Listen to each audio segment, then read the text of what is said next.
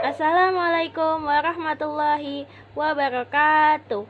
Perkenalkan, nama saya Isnening Zikona dari kelas 11 MIPA 1, nomor absen urut 14. Pada kesempatan kali ini, saya akan menampilkan video presentasi berupa jawaban dari pertanyaan-pertanyaan yang telah diberikan oleh guru biologi kita, yaitu Pak Saiful. Selamat menyaksikan. Tugas biologi.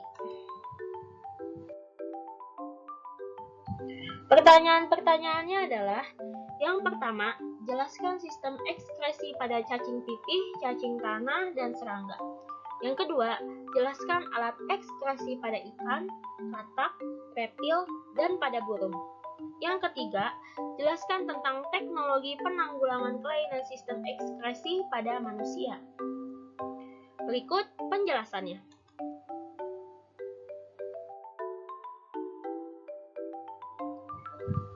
Alat dan sistem ekskresi pada cacing pipih atau planaria. Organ ekskresi pada cacing pipih adalah protonefridium. Protonefridium ini berupa kumpulan jaringan mirip pipa yang bercabang-cabang. Jaringan mirip pipa tersebut dinamakan nephridiofer. Ujung dari nephridiofer disebut sel api atau flame cell. Tahu nggak sih kenapa kok disebut sel api? Jadi gini, disebut sel api karena dia memiliki silia atau alat bantu pergerakan yang bergerak layaknya api seperti pada gambar di samping.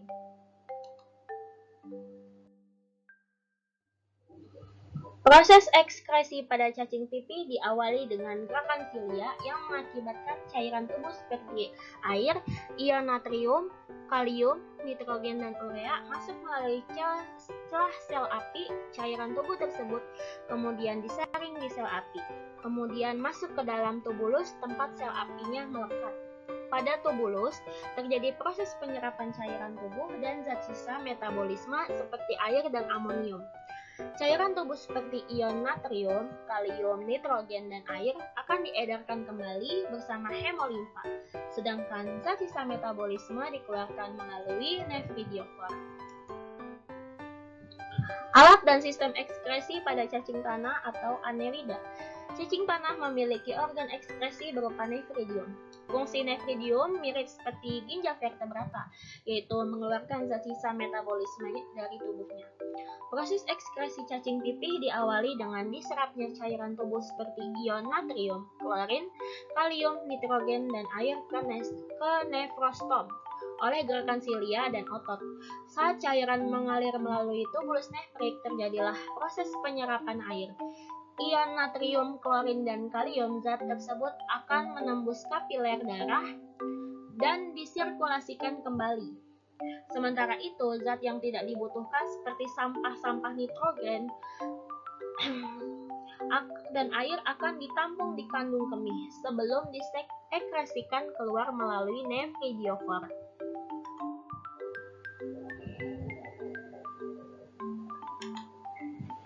Alat dan sistem ekskresi pada serangga.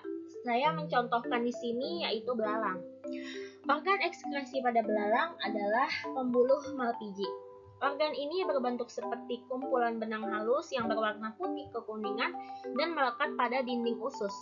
Proses ekskresi pada belalang dimulai ketika hemolimfa, yaitu cairan untuk keperluan sirkulasi, melewati pembuluh Malpighi.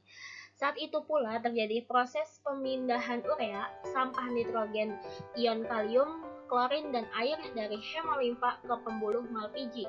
Selanjutnya, air dan zat yang masih berguna bagi tubuh seperti ion kalium, klorin, dan air diserap kembali di rektum untuk diedarkan ke seluruh tubuh oleh hemolimfa. Sedangkan zat yang mengandung sampah nitrogen akan diendapkan sebagai kristal asam urat yang nantinya akan dikeluarkan bersama feses melalui anus.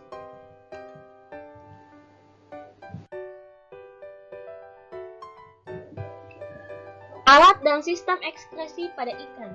Ikan menggunakan ginjal sebagai alat ekskresinya. Ikan mempunyai ginjal dan bentuk ginjal ikan memanjang dan berwarna merah.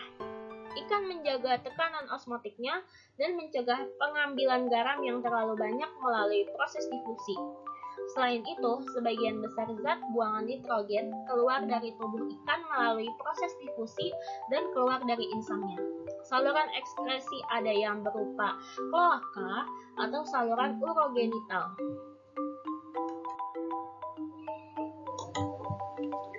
Alat dan sistem ekskresi pada katak.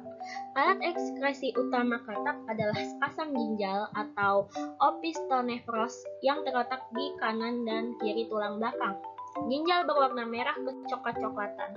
Ginjal sebagai alat penyaring akan mengeluarkan zat sisa, yaitu garam-garam mineral dan cairan dari darah.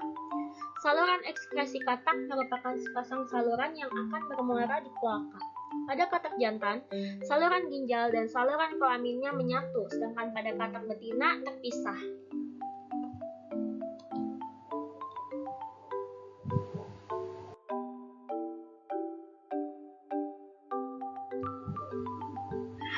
Alat dan sistem ekskresi pada reptil.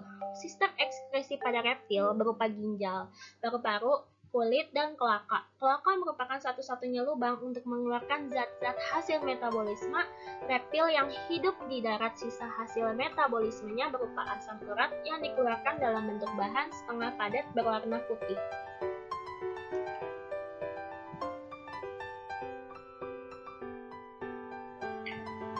Alat dan sistem ekskresi pada burung. Alat ekskresi pada aves berupa sepasang ginjal metanefros. Ginjal dihubungkan oleh ureter ke kloaka. Karena burung tidak mempunyai vesika urinaria, tabung ginjal burung lebih banyak daripada mamalia. Karena kecepatan metabolisme burung sangat tinggi, sampah nitrogen dibuang sebagai asam urat yang dikeluarkan lewat kloaka sebagai kristal putih yang bercampur feses. Khusus pada burung laut, selain mengekskresikan asam urat juga mengekskresikan garam. Hal ini disebabkan burung laut meminum air garam dan makan ikan laut yang mengandung garam.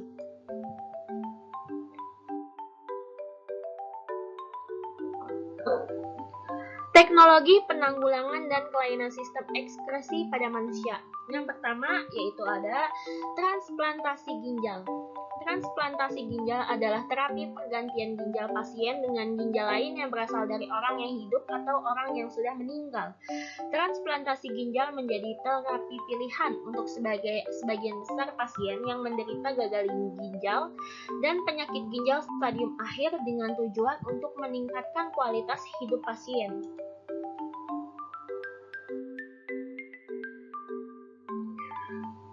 Yang kedua, ada cangkok kulit atau skin grafting.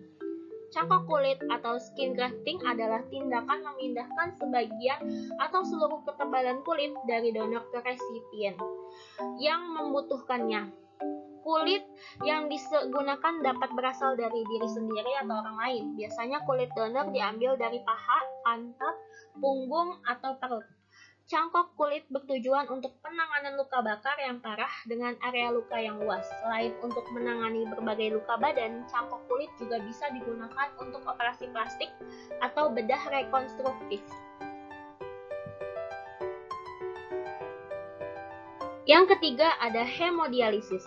Hemodialisis atau cuci darah adalah proses pemisahan senyawa-senyawa sisa metabolisme yang tertimbun di dalam darah dan bersifat toksik atau racun terhadap sel-sel tubuh. Agar senyawa-senyawa toksik tersebut dapat dipisahkan dari darah, maka diperlukan alat pemisah antara darah dan sisa metabolisme. Karena darah dan senyawa sisa metabolisme dalam bentuk larutan, maka dibuatlah alat yang dapat memisahkan senyawa toksik tersebut dengan menggunakan prinsip difusi osmosis.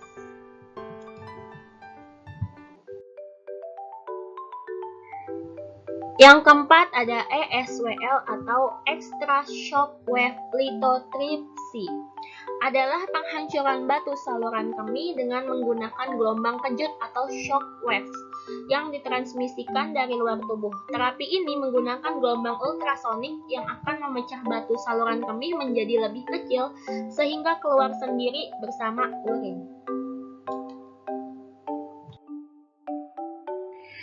Thanks. Baik, demikian video presentasi dari saya. Semoga ilmu yang saya berikan ini bermanfaat bagi teman-teman semua. Kurang lebihnya mohon maaf. Wassalamualaikum warahmatullahi wabarakatuh.